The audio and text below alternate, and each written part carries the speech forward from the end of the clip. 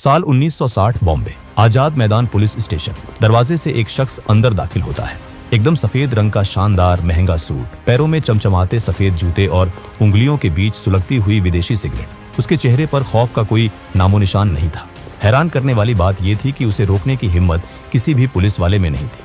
वो सीधे senior inspector के पास गया और आंखों में आंखें डालकर बोला, इसे 3rd डिग्री मत देना, इसे छूना भी मत, मुझे बस 10 मिनट इससे बात करने दो। इंस्पेक्टर बिना एक शब्द कहे चुपचाप पीछे हट गया। वो सफेद सूट वाला शख्स अंधेरे लॉकअप की भारी लोहे की सलाखों के पास पहुंचा। अंदर जमीन पर एक आदमी बैठा था, फटी हुई बनियान और मैली सी धोती में। सलाखों के आर पार जब इन दो बिल्कुल अलग दुनिया के लोगों ने एक दूसरे का हाथ थामा, तो वहां मौजूद कोई नहीं जानता था कि इस एक हैंडशेक ने बॉम्बे की किस्मत का फैसला कर दिया है। ये कोई आम मुलाकात नहीं, ये उस खौफनाक पार्टनरशिप की शुरुआत थी जो आने वाले 3 दशकों तक पूरे सिस्टम को अपनी उंगलियों पर नचाने वाली थी।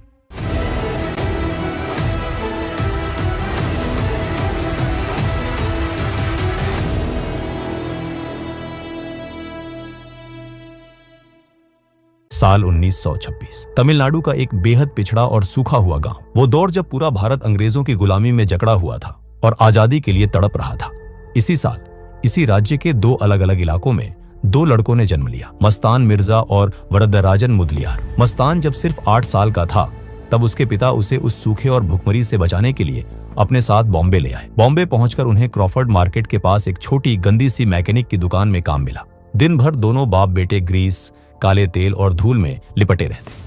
भारी भरकम गाड़ियों के टायर खोलना, इंजन साफ करना और ऊपर से ब्रिटिश अफसरों की डांट फटकार सहना, यही उनकी रोजमर्रा की जिंदगी थी। दिन भर की हाड़-तोड़ मेहनत के बाद रात को उनके हाथ में सिर्फ 5 रुपए आते थे। मस्तान के पिता बहुत ईमानदार इंसान थे। वो अक्सर उसके सिर पर हाथ फेर कर कहते, मस्तान, ईमानदारी की सूखी रोटी बेईमानी के मलाईदार गोश्त से बहुत बेहतर है।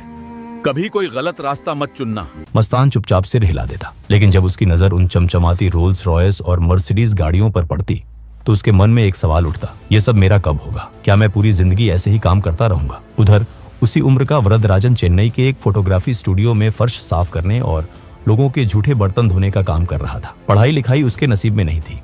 घर की हालत इतनी खराब थी कि 2 वक्त की सूखी रोटी भी किसी लग्जरी से कम नहीं लगती थी। लेकिन वरदा का दिमाग उसकी उम्र से कहीं ज्यादा तेज था। स्टूडियो में काम करते करते उसने नोटिस किया कि जो लोग फर्राटेदार अंग्रेजी बोलते हैं, दुनिया उनकी इज्जत करती है। उसने चुपचाप लोगों को सुन सुनकर अंग्रेजी और तमिल दोनों भाषाओं पर शानदार पकड़ बना ली। साल 1944 तक हालात ने इन दोनों को बॉम्बे की कठोर सड़कों पर ला खड़ा किया। मस्तान ने मैकेनिक का काम छोड़ दिया और बॉम्बे डॉकयार्ड पर कूली बन गया। वहीं वरदा ने वीटी स्टेशन पर लाल रंग की कूली की वर्दी पहन ली। एक ही राज्य से आए, एक ही साल में जन्मे ये 2 लड़के अब एक ही अनजान शहर में लगभग एक जैसा काम कर रहे थे, लेकिन दोनों की सोच और स्वभाव बिल्कुल अलग थे। मस्तान बेहद धार्मिक था। वह हर रोज सूफी संत बिस्मिल्लाह शाह की दरगाह पर जाता, माथा टेकता और अपनी छोटी सी कमाई में से गरीबों को खाना खिलाता। 1947 में भारत आजाद हुआ, लेकिन बॉम्बे में एक अलग ही तूफान अंदर ही अंदर पक रहा था। ये वो वक्त था जब उत्तर प्रदेश, मध्य प्रदेश और पूरे नॉर्थ इंडिया से हजारों लोग पैसा कमाने की चाह में बॉम्बे आ रहे थे। इनमें से कई भटके हुए नौजवान थे जिन्हें काम नहीं मिला। पैसा कमाने की भूख उन्हें अंधेरे और खूनी रास्तों पर ले गई। रामपुरी गैंग, इलाहाबादी गैंग, कश्मीरी गैंग, ये सब भाईखला और डोंगरी के इलाकों में पनपने लगे। वो राहगीरों को लूटते, हफ्ता वसूलते और खून बहाते। लेकिन ये सिर्फ गुंडे थे, गली के मवाली। अंडरवर्ल्ड का असली सिंडिकेट अभी तैयार होना बाकी था। तभी साल 1952 में एक ऐसा फैसला आया जिसने बॉम्बे के पूरे गेम को पलट कर रख दिया। बॉम्बे प्रेसिडेंसी के तत्कालीन मुख्यमंत्री मोरारजी देसाई ने एक आदर्श समाज बनाने की चाह में पूरे राज्य में शराब पर पूरी तरह बैन लगा दिया। सिस्टम ने शराब बंद की, लेकिन लोगों की तलब और प्यास को वो कैसे बंद करते? इसी प्यास को करोड़ों के कैश में बदलने के लिए मैदान में उतरा वरदराजन मुदलियार। वरदा को समझ आ गया था कि यह सरकारी बैन उसके लिए कोई मुसीबत नहीं, बल्कि लॉटरी का एक गोल्डन टिकट है। उसने एक पुराने शराब माफिया के साथ हाथ मिला लिया। सेंट्रल मुंबई के माटुंगा, सायन और धारावी के इलाकों में उसने अपना बेस बनाया। धारावी को वरदा ने अपनी क्राइम कैपिटल में बदल दिया। रात के अंधेरे में वहां 100 से ज्यादा भट्टियां एक साथ जलती थी। एक रात में 120 लीटर से ज्यादा इल्लीगल देसी शराब बनती थी और उसे पूरे शहर में सप्लाई किया जाता था। लेकिन वरदा सिर्फ एक शराब माफिया नहीं रहना चाहता था। उसने एक पूरा नेटवर्क खड़ा कर दिया। तमिलनाडु से जो भी गरीब बॉम्बे आता, वो सीधा वरदा के पास जाता। वरदा उन्हें रहने के लिए झोपड़ी देता, सरकारी दफ्तरों से सेटिंग करके उनका राशन कार्ड बनवाता, बीएमसी से इलीगल पानी और बिजली का कनेक्शन देता और बदले में उन मजदूरों को अपने शराब के धंधे में लगा देता। वो उनके लिए भगवान बन चुका था। प्रशासन और सरकार से बहुत पहले वर्दा लोगों की मदद करता था। धारावी, जो आज एशिया की सबसे बड़ी स्लम मानी जाती है, उसे एक अभेद्य किले और अपने प्राइवेट वोट बैंक में बदलने वाला कोई और नहीं बल्कि वरदराजन मुदलियार ही था। इधर सेंट्रल बॉम्बे में वर्दा शराब का बेताज बादशाह बन रहा था और उधर समंदर किनारे बॉम्बे डॉकयार्ड पर मस्तान का तेज दिमाग कुछ और ही कैलकुलेट कर रहा था। कुली का काम करते हुए मस्तान ने एक चीज बहुत गहराई से नोटिस की। उसने देखा कि ब्रिटिश अधिकारी बाहर से आने वाले इलेक्ट्रॉनिक सामान, सोना और घड़ियों पर भारी कस्टम ड्यूटी लगाते थे। मस्तान ने सोचा कि ये टैक्स सिस्टम अंग्रेजों का बनाया हुआ है। अगर मैं कस्टम वालों की नजरों से बचकर इस सिस्टम को बाईपास करके सामान अंदर ले आऊं तो इसमें कुछ भी अनएथिकल या गलत नहीं है। ये कोई चोरी या डकैती नहीं है। ये सिर्फ एक अमीर सिस्टम को धोखा देना है। इसी दौरान डॉकयार्ड पर उसकी मुलाकात दुबई से आए एक बेहद अमीर अरब व्यापारी शेख मोहम्मद अल गालिब से हुई। गालिब का काम बॉम्बे में सोना स्मगल करना था, लेकिन उसे एक ऐसे लोकल लड़के की तलाश थी जो फुर्तीला हो, जिस पर कस्टम वालों को शक ना हो और जो चुपचाप सोने की तस्करी कर सके। मस्तान ने बिना पलक झपकाए गालिब से हाथ मिला लिया। शुरुआत बहुत छोटी और रिस्की थी। मस्तान अपने माथे पर एक पट्टी बांधता, ऐसा दिखावा करता जैसे उसे चोट लगी हो, और उस पट्टी के अंदर सोने के 2 बिस्कुट छिपा लेता। जो मस्तान कूली के तौर पर पूरे महीने कमर तोड़ मेहनत करके सिर्फ 15 रुपए कमाता था, अब वो सिर्फ एक चक्कर लगाने के 50 रुपए कमाने लगा था। लेकिन इस नए रास्ते में एक बहुत बड़ा रोड़ा था, शेर खान पठान। शेर खान पठान डॉकयार्ड का सबसे खूंखार गुंडा था। वो अपनी मर्जी से कुलियों से हफ्ता वसूलता था। वो आता, कुलियों को जानवरों की तरह पीटता और उनकी दिन भर की खून पसीने की कमाई छीन ले जाता। मस्तान ने समझ लिया कि जब तक ये खौफ खत्म नहीं होगा, वो आजादी से अपना सोने का धंधा नहीं कर पाएगा। उसने डॉकयार्ड के 10 सबसे नौजवान और मजबूत कुलियों को इकट्ठा किया। रात के अंधेरे में उसने उनसे कहा, अगर आज इसे नहीं रोका तो ये जिंदगी भर हमारा खून पिएगा। आज या तो ये शेर खान डॉकयार्ड छोड़ देगा या हम सब। अगली सुबह जब शेर खान पठान अपने 4 गुंडों के साथ हफ्ता वसूलने आया तो उसे अंदाजा नहीं था कि आज बगावत होने वाली है। मस्तान और उसके 10 लड़कों ने शेर खान को चारों तरफ से घेर लिया। उन्होंने शेर खान और उसके गुंडों को इतनी बुरी तरह पीटा कि शेर खान की रूह कांप गई। वो डॉकयार्ड छोड़कर ऐसा भागा कि फिर कभी उस इलाके में नजर नहीं आया। इस एक झड़प ने मस्तान को रातों रात कुलियों का लीडर और डॉकयार्ड का किंग बना दिया। गालिब मस्तान की इस लीडरशिप और बहादुरी से इतना इंप्रेस हुआ कि उसने उसे अपने स्मगलिंग के धंधे में सीधा 10% का पार्टनर बना लिया। लेकिन मस्तान की असली परीक्षा अभी बाकी थी। साल 1953 में पुलिस और कस्टम ने एक बड़ा जाल बिछाया और गालिब को धर दबोचा। उसे 3 साल की कड़ी सजा हो गई। गालिब के अरेस्ट होने से ठीक एक दिन पहले उसके नाम से सोने के बिस्कुट से भरी एक पूरी पेटी बॉम्बे पहुंची थी। मस्तान ने वो पेटी चुपचाप रिसीव कर ली थी। यहां कोई भी आम इंसान फिसल सकता था। मस्तान के पास करोड़ों रुपए का सोना था। गालिब जेल में सड़ रहा था। वो चाहता तो वो सोना लेकर बॉम्बे से कहीं भी गायब हो सकता था, अपनी एक नई आलीशान जिंदगी शुरू कर सकता था। लेकिन उस लालच के पल में मस्तान को अपने पिता की वो बात याद आई, ईमानदारी की सूखी रोटी। उसने वो सोने की भारी पेटी अपने मदनपुर मोहल्ले के छोटे से खस्ता हाल घर में पलंग के नीचे गड्ढा खोदकर छिपा दी और उस पर पुराने गंदे कपड़े डाल दिए। 3 साल तक वो उस दौलत के ऊपर सोता रहा। वो हर रोज गरीबी से लड़ता रहा, लेकिन उसने उस पेटी के एक सोने के बिस्कुट को भी हाथ नहीं लगाया। 1955 में जब गालिब जेल से बाहर आया तो वो पूरी तरह टूट चुका था। उसके पास अब एक फुटी कौड़ी नहीं थी।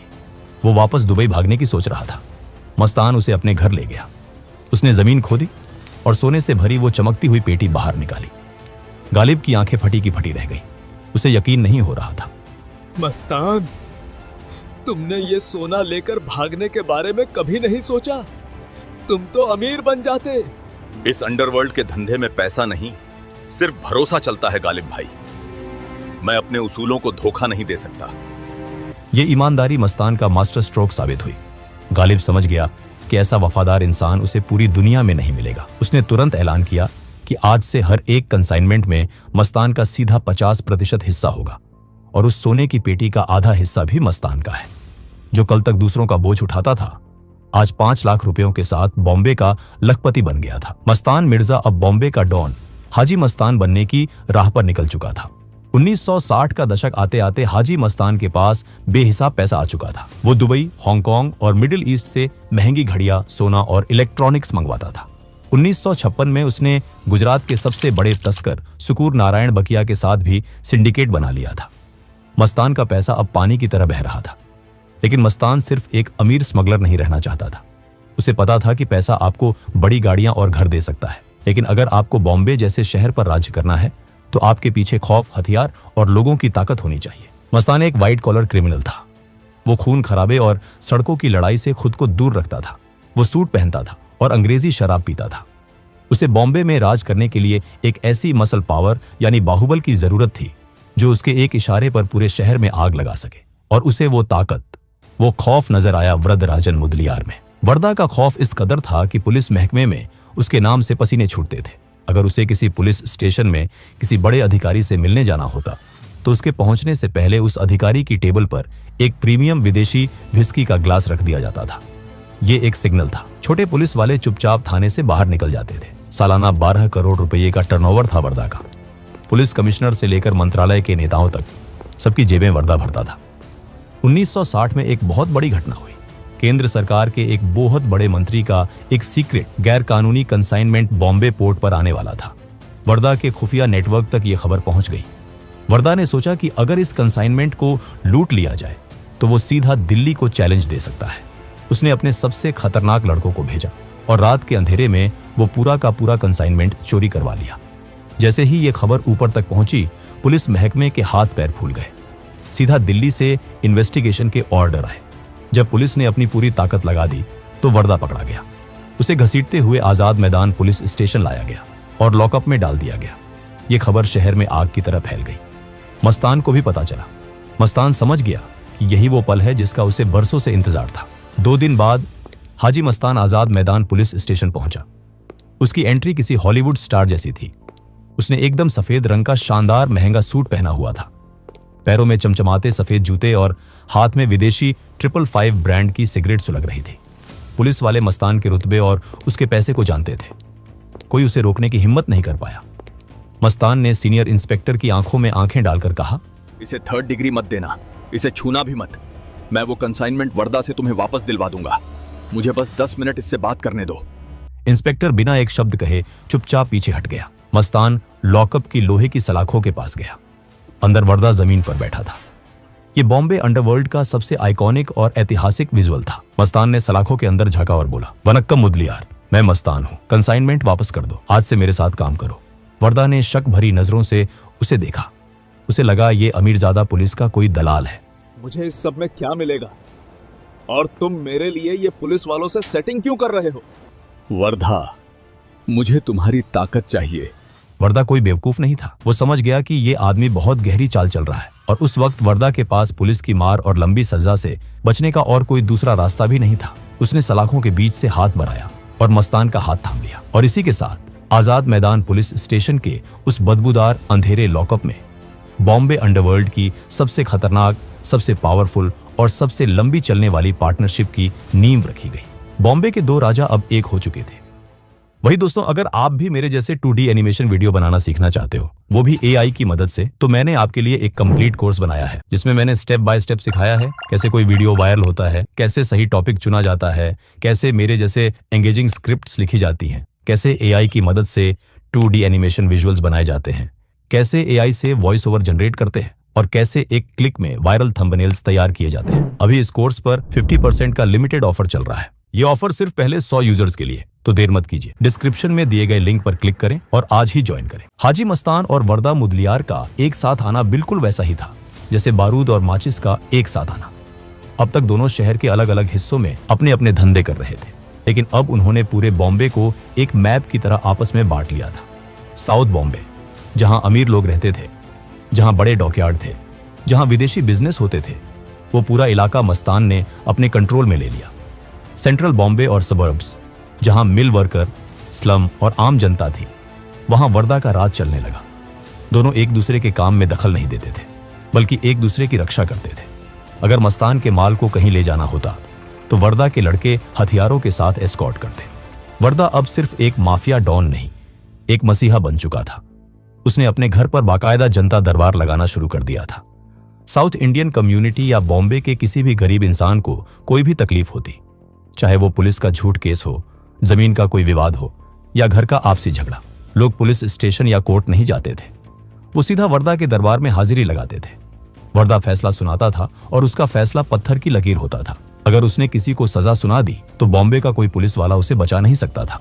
हर साल माटुंगा स्टेशन के बाहर वो गणपति का सबसे बड़ा पंडाल लगाता था। इस पंडाल में पूरे शहर से लोग, पुलिस वाले और नेता आते थे। वर्दा को बहुत अच्छे से पता था कि धर्म, आस्था और खौफ के कॉम्बिनेशन से आम जनता को कैसे कंट्रोल किया जाता है। उसका जलवा ऐसा था कि कई बार खुद हताश पुलिस अधिकारी वर्दा से रिक्वेस्ट करते थे कि वो शहर में छिपे हुए फरार मुजरिमों को सरेंडर करवा दे, और वर्दा के सिर्फ एक मैसेज पर खूंखार से खूंखार मुजरिम चुपचाप जाकर आजाद मैदान या डोंगरी पुलिस स्टेशन में सरेंडर कर देते थे। सिस्टम पूरी तरह से वर्दा के कंट्रोल में था। दूसरी तरफ हाजी मस्तान अपने बिजनेस को ग्लोबल लेवल पर ले जा रहा था। सोने की तस्करी तो चल ही रही थी, लेकिन मस्तान ने एक नया लूप होल ढूंढा। भारत में विदेशी सोने की भारी डिमांड थी, लेकिन मिडिल ईस्ट और अफ्रीकन देशों में भारत की चांदी की बहुत ज्यादा डिमांड थी। मस्तान ने यहां से चांदी स्मगल करके अफ्रीका और दुबई भेजना शुरू कर दिया। ये धंधा इतनी तेजी से बढ़ा और इससे इतना प्रॉफिट हुआ कि अंडरवर्ल्ड और इंटरनेशनल मार्केट में उसकी चांदी का नाम मस्तान की चांदी पड़ गया।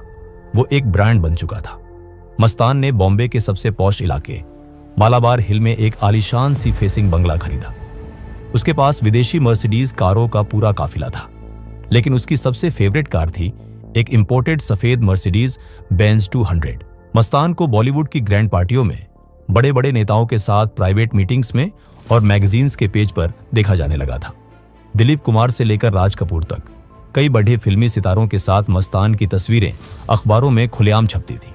वो फिल्मों में पैसा लगा रहा था। करीब 2 दशकों तक मस्तान और वर्धा ने बॉम्बे पर एक ऐसी मजबूत हुकूमत चलाई जिसे ना कोई ईमानदार पुलिस वाला तोड़ पाया, ना कोई चालाक नेता। साल 1975 प्रधानमंत्री इंदिरा गांधी ने देश भर में इमरजेंसी लागू कर दी। रातों रात 21 महीनों के लिए देश के कॉन्स्टिट्यूशन और आम नागरिकों के अधिकारों को सस्पेंड कर दिया गया। सरकार ने तय किया कि सिस्टम को साफ करना है और अपने विरोधियों को कुचलना है। इसी क्लीन अप ऑपरेशन और मीसा एक्ट के तहत जो सबसे बड़े नाम सरकार के राडार पर आए, उनमें से एक था हाजी मस्तान। मस्तान को रातों रात उसके आलीशान बंगले से गिरफ्तार कर लिया गया और येरवड़ा जेल में डाल दिया गया। मस्तान के लिए ये एक बड़ा झटका था। उसका सारा पैसा, सारे नेता दोस्त सब गायब हो गए। लेकिन जेल की वो काल कोठरी मस्तान के लिए अंत नहीं, बल्कि एक नए ट्रांसफॉर्मेशन का सेंटर बन गया। उसी जेल में मस्तान की मुलाकात लोकनायक कहे जाने वाले जयप्रकाश नारायण से हुई। जेपी नारायण उस वक्त इंदिरा गांधी सरकार के खिलाफ सबसे बड़ी और सबसे इज्जतदार आवाज थे। जेल के अंदर मस्तान और जेपी नारायण के बीच कई लंबी बातचीत हुई। जेपी की फिलॉसफी, उनकी थिंकिंग और उनके समाज सुधार के नजरिए ने मस्तान के दिमाग पर बहुत गहरा असर डाला। जेपी ने उसे जुर्म की इस काली दुनिया को छोड़कर एक नेक और आम इंसान की तरह जिंदगी जीने की सलाह दी। जेपी की उन बातों ने मस्तान के दिल और दिमाग को अंदर तक हिला दिया। जब 18 महीने बाद मस्तान जेल से बाहर आया तो वो पूरी तरह से एक बदला हुआ इंसान था। उसने हमेशा हमेशा के लिए स्मगलिंग और क्राइम की दुनिया से तौबा कर ली। तस्करी को अलविदा कहने के बाद मस्तान ने अपनी जिंदगी का आखिरी दाव राजनीति के मैदान में चला। उसे लगा कि जो रुतबा उसने अंडरवर्ल्ड में कमाया है, वही रुतबा उसे राजनीति में भी मिलेगा। उसने जोगेंद्र कवाड़े के साथ मिलकर दलित मुस्लिम सुरक्षा महासंघ नाम की एक पॉलिटिकल पार्टी बनाई। वो अल्पसंख्यकों और दलितों का मसीहा बनकर संसद तक पहुंचना चाहता था। 1984 में उसने चुनाव भी लड़ा। उसने इस चुनाव में पानी की तरह पैसा बहाया। यहां तक कि दिलीप कुमार जैसे बड़े स्टार्स ने भी उसके लिए रैलियां की, लेकिन जनता ने उसे सिरे से नकार दिया। वो चुनाव बुरी तरह हार गया। इसके बाद भी मस्तान का रुतबा मुंबई में पूरी तरह खत्म नहीं हुआ था। वो अब एक विवाद सुलझाने वाले जज की भूमिका में आ चुका था। 80 के दशक के आखिर में जब मुंबई में पठानों और दाऊद इब्राहिम के गैंग के बीच खूनी खेल शुरू हुआ, तो मस्तान ने दोनों गैंग्स को अपने घर बुलाया और कुरान पर हाथ रखवाकर उनके बीच एक ऐतिहासिक समझौता करवाया। बॉम्बे पुलिस डिपार्टमेंट में एक नए बेहद तेज तर्रार, निडर और खूंखार आईपीएस अधिकारी की एंट्री हुई। इस अधिकारी का एक ही मिशन था, वरदराजन मुदलियार के इतने सालों के बनाए साम्राज्य को मिट्टी में मिलाना। लेकिन वर्दा के डीप पॉलिटिकल कनेक्शंस और पैसे की ताकत की वजह से इस ऑफिसर का बार बार ट्रांसफर कर दिया जाता था। लेकिन 1982 में पासा पलट चुका था। सरकार बदल चुकी थी और अब इस ऑफिसर को ऊपर से क्लीन चिट और फ्री हैंड मिल चुका था। इस आईपीएस ऑफिसर ने वर्दा के पूरे नेटवर्क को एक एक करके तोड़ना शुरू किया। पुलिस की भारी फोर्स ने धारावी की अवैध शराब की उन सैकड़ों भट्टियों को बुलडोजर से रौंद कर रख दिया। वर्दा के सबसे वफादार और खतरनाक गुंडों को चुन चुन कर एनकाउंटर में सड़कों पर मार गिराया गया या उन्हें बिना बेल के लंबे समय के लिए जेल की सलाखों के पीछे सड़ा दिया गया। पुलिस ने धारावी में घुसकर वर्दा का जनता दरबार हमेशा के लिए बंद करवा दिया। जो लोग कल तक वर्दा के सामने सिर झुकाते थे वो अब पुलिस के डर से उसके खिलाफ गवाही देने लगे थे। वर्दा, जो कभी बॉम्बे के आधे हिस्से को अपने उंगलियों के इशारों पर नचाता था, जो पुलिस कमिश्नर को अपनी जेब में रखता था, अब खुद अपने ही बनाए शहर में चूहों की तरह छिपने को मजबूर हो गया था। जब उसके सारे अभेद्य किले ढह गए, उसके सारे वफादार मारे गए, तो 1982 के अंत में वरदराजन मुदलियार अपनी जान बचाकर रात के अंधेरे में हमेशा के लिए बॉम्बे छोड़कर अपने होम टाउन चेन्नई भाग गया। वर्दा के भागते ही और मस्तान के राजनीति में जाते ही बॉम्बे में एक बहुत बड़ा और खतरनाक चेंज आया। दाऊद इब्राहिम, जो कभी मस्तान के लिए काम करता था, उसे मस्तान ने एक बहुत जरूरी नसीहत दी थी। अपना इल्लीगल काम रात 9 से सुबह 5 के बीच किया करो ताकि आम जनता और सिस्टम को तकलीफ ना हो। मस्तान हमेशा इसी उसूल पर चला था, लेकिन दाऊद इब्राहिम की नस्ल अलग थी। उसने मस्तान की उन सभी हदों को पार कर दिया जो मस्तान ने कभी तय की थी। दाऊद ने ड्रग्स, आतंकवाद और हथियारों की उस खतरनाक दुनिया में कदम रखा जिससे मस्तान को हमेशा सख्त नफरत थी। जैसे जैसे दाऊद का आतंक बढ़ता गया, हाजी मस्तान का युग धीरे धीरे इतिहास के पन्नों में धुंधला पड़ने लगा। वो वक्त अब मस्तान का नहीं रहा था। अंडरवर्ल्ड अब उसूलों पर नहीं बल्कि खून की प्यास पर चल रहा था। इन नए लड़कों के अंदर कोई उसूल नहीं था। अब स्मगलिंग की जगह एक्सटॉर्शन, सड़कों पर सुपारी किलिंग, बिल्डर्स को धमकाना और ड्रग्स के काले धंधे ने ले ली थी। हाजी मस्तान और वरदराजन मुदलियार का बनाया हुआ वो क्लासिक पुराना अंडरवर्ल्ड हमेशा के लिए खत्म हो चुका था। मस्तान ने अपनी पूरी क्रिमिनल लाइफ में बेहिसाब पैसा कमाया, अंडरवर्ल्ड पर राज किया, लेकिन वो कभी किसी भी अदालत में दोषी साबित नहीं हो सका। उस पर पुलिस कभी कोई मर्डर या स्मगलिंग का बड़ा केस साबित नहीं कर सकी। सिवाय इंदिरा गांधी की इमरजेंसी के वो अपनी पूरी जिंदगी में कभी जेल नहीं गया। वो सिस्टम से हमेशा एक कदम आगे रहा। साल 1988 चेन्नई की गुमनामी में एक साधारण सी जिंदगी जीते हुए, डिप्रेशन और अपने टूटे हुए साम्राज्य के दुख में वरदराजन मुदलियार की अचानक एक भयंकर हार्ट अटैक से मौत हो गई। और इस घटना के ठीक 6 साल बाद 1994 में बॉम्बे में अपने घर पर हाजी मस्तान को भी हार्ट अटैक ने अपनी चपेट में ले लिया। हाजी मस्तान और वरदराजन मुदलियार ये सिर्फ पुलिस फाइल्स में दर्ज 2 नाम नहीं थे। ये बॉम्बे अंडरवर्ल्ड के वो असली आर्किटेक्ट थे जिन्होंने अपराध को सड़कों की लड़ाई से उठाकर एक मल्टी करोड़ इंडस्ट्री में बदल दिया। उनके जाने के बाद बॉम्बे बहुत तेजी से बदला। अंडरवर्ल्ड के चेहरे और तरीके बदले। दाऊद इब्राहिम और अरुण गवली जैसे नए डॉन आए जिन्होंने शहर को गोलियों से छलनी कर दिया। दोस्तों, आप इस पूरी डॉक्यूमेंट्री और इन दोनों किरदारों के बारे में क्या सोचते हैं? हमें अपनी राय नीचे कमेंट सेक्शन